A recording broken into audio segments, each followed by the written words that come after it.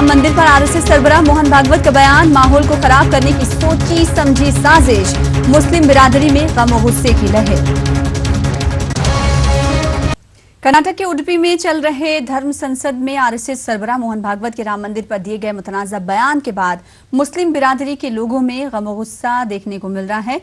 कुछ लोग जहां इस बयान को सुप्रीम कोर्ट को चैलेंज देना करार दे रहे हैं, तो कुछ लोग इसे माहौल खराब करने की सोची समझी साजिश करार दे रहे हैं। इस सिलसिले में ऑल इंडिया मिल्ली काउंसिल के गुजरात यूनिट के सदर मुफ्ती रिजवान तारापुरी ने कहा कि ऐसे बयान इलेक्शन के माहौल में दिया जा रहा है ताकि हिंदुत्व का माहौल एक बार फिर से बनाया जा सके।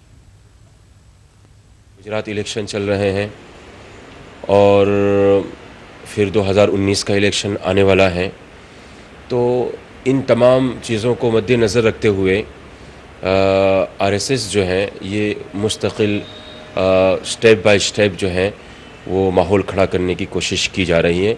ये समझता हूँ कि ये राम मंदिर कभी नहीं बनाएंगे। अगर राम मंदिर बन जाता है उस जगह के ऊपर तो इन लोगों के पास कोई मुद्दा नहीं रहेगा, लेकिन राम मंदिर के नाम पर फिर से वो वही माहौल हिंदू मुस्लिम का माहौल खड़ा करके जो है इलेक्शन जीतना चाहते हैं।